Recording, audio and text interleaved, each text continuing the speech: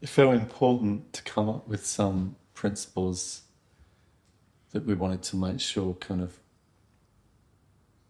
everything just listening was inside those principles. And I was a bit concerned with coming up with fidelity markers because they turn into tick box exercises. So we talked about what was the most important thing. I think the most important thing in just listening is to understand it's not just a process of simply sitting back and listening. I'm just listening. It's about offering a just process and justice to people's story. So we're not trying to resolve the problems in people's lives because that we're doing injustice to that because the problems in people's lives are far too big. But in the act of listening, we might offer justice to the importance of the story that someone's sharing. And that was the kind of first principle. And maybe the one that sits above all others because we offer justice by the way that we do listen. So if someone's telling a story and we're not offering them our full selves and we're not offering to stay with their story and we're not interrupting them, if we're not doing that, then we can offer justice to them. We do them an injustice if we don't listen wholly to their story with all of ourselves. Yeah. Which takes us on to the next one, right, about focusing any responses. Like generally we'd say you don't need to respond, but if you are going to respond to something, how do you avoid moving people away from their stories by the agendas that I've got, the problems that I've got, the difficulties that I've got with listening to someone's story, possibly because of the injustice of the stories they're telling. It might be convenient for me to either fix or move someone away or to add my thoughts, which actually distracts people from sharing their story.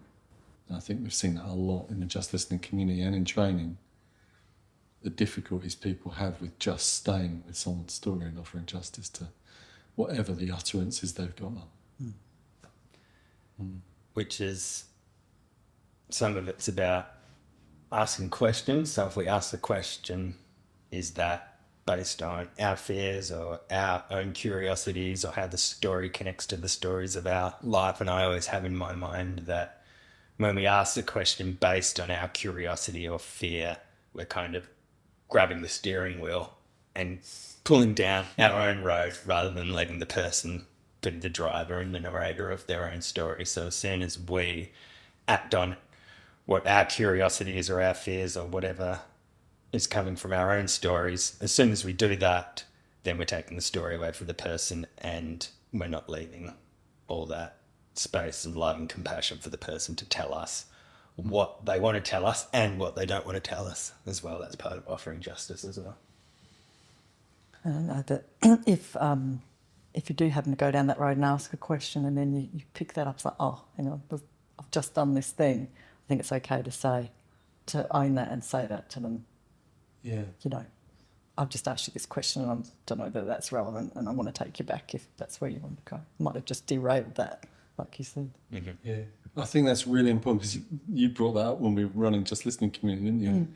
You noticed that because for me, in most mental health settings and in the modern kind of era that everything has to be fixed, if we make a mistake, we kind of cover it up and bluster through it. And that is an act of injustice because I've interrupted someone's story. I've changed your story. And actually, I said to you I'd listen in a just way and I didn't. So I'm just naming that and going back. So I'm glad you brought that up. Because I think that's a kind of subtle fix, isn't it? I can't hold on to my story, so I say something to move you away. And so resisting the urge to fix people and just if you've got stories in your mind, listen longer.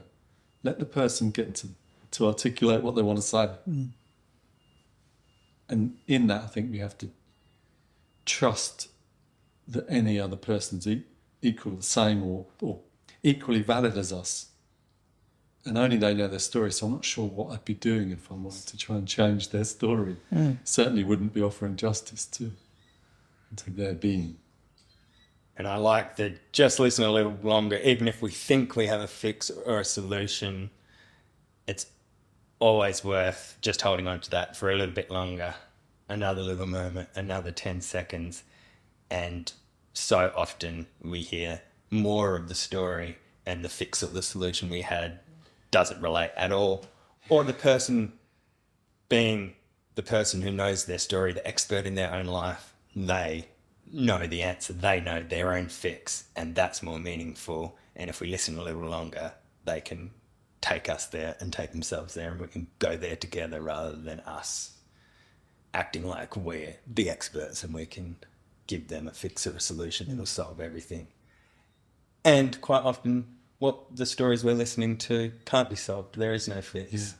So we return to that. The only way to offer justice, if there's no fix or solution, is just to listen. And then to do that, thinking about the kind of principles, that the final one really sort of feels a bit of an odd thing to say, but remembering your intentions. Oh, my intentions were to offer justice. So I need to slow down probably. Because if I'm trying to rattle through something, and one of the things we hear from people is we need to move through things and get people through systems and answer the solutions. It takes longer. It doesn't generally have much of an effect. So perhaps listening longer and telling someone what you can offer. I want to offer you justice to whatever's important to you. That's it. And then you can come back and say it again if you want, if I haven't quite heard you or if you feel you need it heard again. And that feels like being able to slow down and just trust the person and stay with them feels quite important. And when I say trust the person, I'm saying they're the only ones that could know what comes next in their story. I couldn't know. And every mental health service places the expert above the person in their story. And that just feels odd. So. And just with the intention, it's good to check in, especially if you can check in with somebody else or other people before, to state your intention, to remind yourself that you're just offering to hear somebody, just offering to listen, and returning to that intention within yourself constantly as you listen to somebody, and then reflect afterwards on how well you stuck to your intention as well. Yeah. So but then we offer justice to the listener as well, and the stories in the listener's mind as we offer justice to the person speaking. Because there really isn't two different people. I think what we really learned at the Just Listening community was that you could use the service and you could work at the service on the same day in the same moment. So actually the volunteers and workers there got exactly the same as what the people who were apparently coming there in a different state of distress got. That seems pretty powerful.